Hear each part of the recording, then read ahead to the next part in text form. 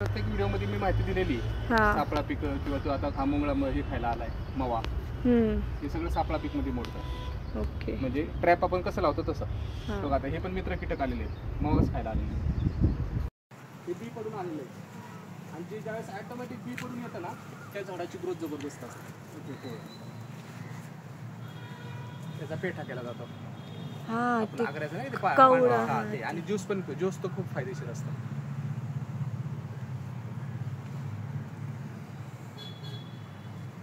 Green house सारखी, त्यामुळे इथं जास्तीत जास्त आपण ह्या गोष्टी लावलेल्या आहेत. आता ह्याला पण जास्त ऊन नाही लागलं, त्यामुळे ह्याला हे लेटीस आत्ता लागवड केलेली आणि हे लावायची पण गरज नसते. ॲटोमॅटिक आपल्या क्षेत्रात शेतीत येते ते नॅचरली. का तर आपण जपतो ते, त्याचं बी उडतं असं म्हातारी नसते का छोटीशी तशी, आणि ते असं प्रसार होतं. पण हे एक्सेस आपल्याला घरी खायला लागतं म्हणून लावलं. किंवा आता हे बी पडलं हदग्याचं, त्याची परत रिजनरेट व्हा, त्याची रोपा घ्यायची आणि शिफ्टिंग करायची. एवढं काम करावंच लागतं. आमची द्राक्षाची पण बाग, पण आम्हाला औषधं मारावीच लागतात. कोणतं गाव? सांगलीकडे तसं त्यानुसार आपण स्प्रे घेतो आणि दर पौर्णिमेला जेवण देतो. लक्षात ठेवा. मग ह्याच्या बिया तुम्ही लावता का? रिजनरेट होतं. बघा आता इथे पडले छोटे छोटे, ते येणार, ते जपायचं फक्त.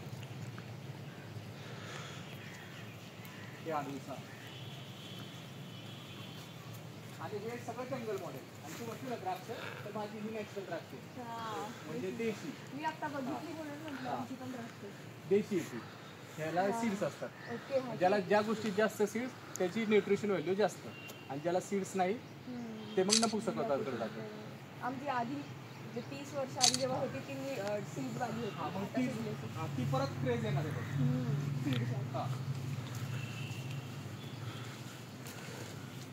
आता तुम्हाला फरक आहे, इथला फरक आहे ऊन नसतो.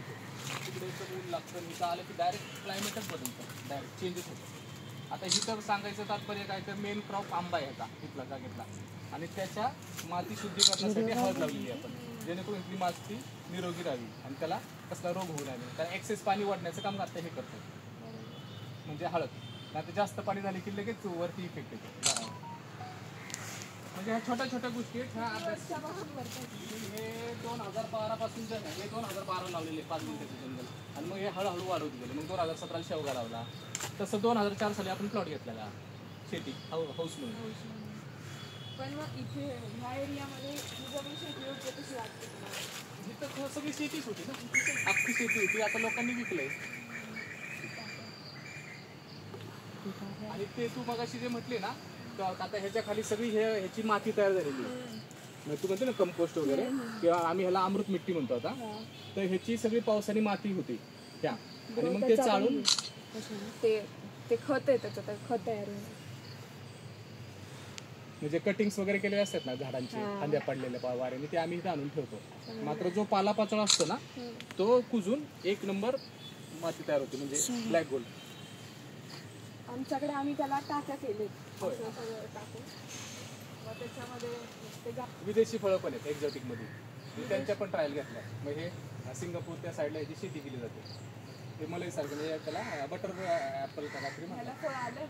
आलती की ना त्याचे फेसबुकला डिटेल्स टाकलेले आहेत, मी यूट्यूबला पण असं. आणि अजून एक सांगायचं राहिलं तुम्हाला, आपल्या इथं पण येतात, पण त्या टेक्निकने लावावं लागतं. तुमचे नारळ असेल, जिथं सावली असेल अशा ठिकाणी त्या गोष्टी, म्हणजे इथं त्याला 40% ऊन लागतं ना, आणि गारवा लागतो, तो मेंटेन ठेवावा लागतो.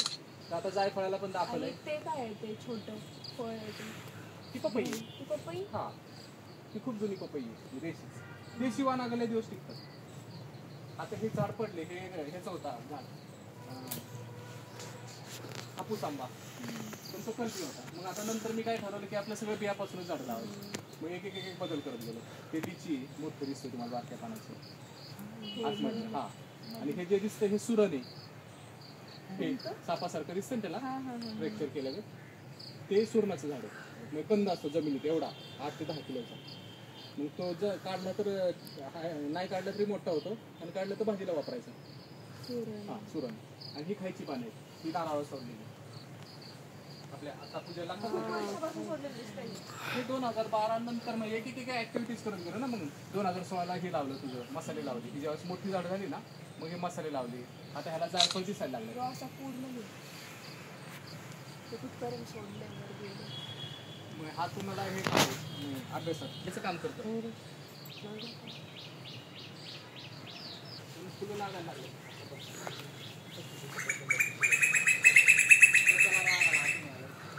तुमचा आहे का तो?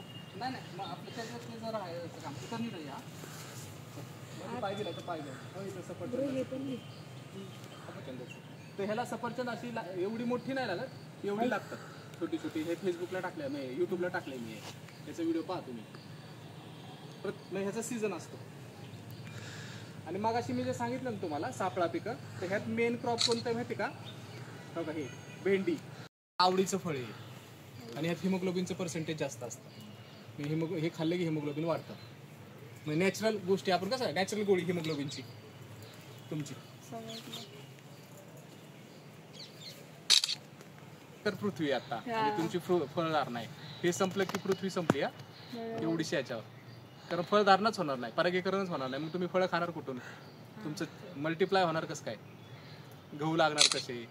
हे सगळे हे काम करतात पॉलिनेशनचं. त्यामुळे हे जास्तीत जास्त राहणार पाहिजे. हे व्हॅनिलाचा वेल आहे. व्हॅनिला आईस्क्रीम खाता ना तुम्ही त्याचा. हे हनीबीन टाका तुला फोटो लागला तर. हो हो.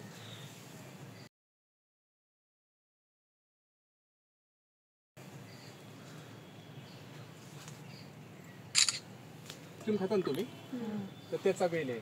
तर ह्याला ज्या शेंगा लागतात त्याच्यापासून इसेन्स बनवला जातो. ह्याच्या व्हॅनिलाचा जो तुम्ही खाता हा, तर त्याचा वेल आहे. पण ह्याला वाढ होण्यासाठी खूप वर्ष लागतात. 3.5-4 वर्षानंतर ह्याला फळधारणा होते. म्हणजे फळं लागतात. माझ्या फळाचं इसेन्स. हा, त्या फळाचा इसेन्स केला जातो, बियांचा. काय असेल प्रोसेस त्याची. अभियांत्रिकी विद्यार्थी इंजिनियर्सनी तुम्हाला कोणते तांत्रिक उपाय द्यावे अशी अपेक्षा?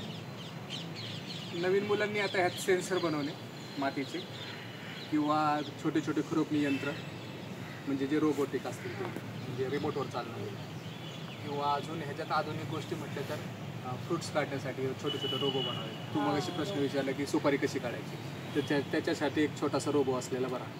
म्हणजे तो मॅच्युअर झाला, त्याला एक सेन्सर ठेवायचा की तो सेन्स करणार की हा मॅच्युरिटी, त्याने ते वर जायचा. अशा पद्धतीने तो रोबो डिझाईन करायचा. तो एक करू शकता. सुपारीसाठी, नारळासाठी करू शकता. म्हणजे उंच उंच गोष्टी जिथं माणसाला जाता येत नाही आता पूर्वीसारखी लोक राहिली नाहीत काटत. जे नवीन आपल्यासारखे आता इंजिनियर घुसलेत ह्या क्षेत्रात नैसर्गिक, तर त्यांना हा खूप फायदा होईल. किंवा आता फार्म हाऊस आहेत, तर तिथे लागणारे छोटे छोटे इक्विपमेंट बनवले पाहिजेत तुम्ही, म्हणजे बॅटरीवर चालणारे, सोलरवर चालणारे, जेणेकरून काही ठिकाणी लाईट्स नसतील तर अशा ठिकाणी अशी यंत्र तुम्ही छोटी छोटी बनवली पाहिजे. किंवा सेन्सर बनवले पाहिजे बारीक जे लागतात. आता तिथे तुम्हाला जिथं गरज आहे की आता इथं समजा रानडुक्कर येतं, तो सेन्सर वाजला पाहिजे की ते नुकसान करतात शेतीचं. अशा प्राण्यांसाठी तुम्ही काय सेन्सर असं माझं तरी. कीटक नियंत्रणासाठी स्मार्ट ट्रॅप्स आणि सेन्सर बनवले तर ते तुमच्या उपयोगी पडतील का? पडतील. म्हणजे आता तुम्ही जे फक्त नीमचं वापरताय, त्याच्या जागी जर आम्ही सेन्सर्स बनवले की ज्याने ते येणारच नाहीत, मग त्यामुळे बाकीचे जे आहेत कीटक जे कामाचे आहेत ते पण जातील का? हा, ते जाऊ शकतात. कारण त्यांना शांतता लागते. हा, जास्त व्हायब्रेशन असले की ते जातात. म्हणजे उदाहरण द्यायचं असलं तर मधमाशीला जास्त छोटे समजा आता इथं कुठं यंत्रणा चालू आहे, JCB वगैरे आवाज आले खाण्याचे वगैरे, किंवा जमीन कंपन झाली, तर त्यांचं ते ठरवतात की इथं जरा आपल्याला धोका आहे, मग ते निघून जातात. म्हणजे मी स्वानुभव घेतलेला आहे. जेणेकरून आमच्यात आता मागं स्कीम चालू आहे सिरम इन्स्टिट्यूटची, तर त्यांनी JCB फॉकलँड रात्रभर 24 तास चालू होते खोदकाम. त्यावेळेस आपल्याकडं 18 मुळं होती, ती सगळी उठून गेली. कारण त्यांना हे चालत नाही व्हायब्रेशन्स. जे अनंतकोटी जीवन असतात ना आपल्या जमिनीतले किंवा बाहेरचे, त्यांना लगेच कीटकांना कळते की इथं काहीतरी धोका आहे. नॅचरली गोष्टी येतात, हे काय लावलेलं नाहीत आम्ही, जे ऑड साईजला आलेले आहेत, ते फायदेशीरच आहेत ना नेचरच्या दृष्टीने. मग ती जी असतात ती नेचरने दिलेली एक प्रकारची सापळा पिकच असतात जी येतात ते. आणि काही काही जी तण असतात ती मग उपटायची, फक्त जाळायची नाही तणनाशक मारून. त्यांनी मग तुमचे जीवाणू मारतात. जसं हिरोशिमा नागासाठी कसं तिथं बॉम्ब टाकलं तिथं काय उगवतं का, तसंच आहे. तो एक प्रकारचा बॉम्बच आहे नैसर्गिक शेतीमधला किंवा आपल्या शेतीमधला. रासायनिक तुम्ही हे केले, स्प्रे केले की संपलं, तिथले जीवाणू मेले. पिवळी, अजून तिकडे काळी हळद.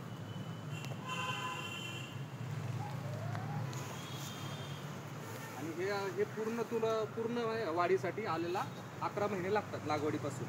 हे आता किती महिन्याचं आहे? आता हे बघ ना, आता आपण मे महिन्यात लावलेली लागवड आहे. मग आता इथून पुढे 11 महिने बघा कधी तयार होतात. आणि ज्यावेळेस मॅच्युअर व्हायला सुरुवात होते त्यावेळेस हे पिवळं पडतं. मग त्यावेळेस समजायचं की आता हे मॅच्युरिटी तयार झालेली.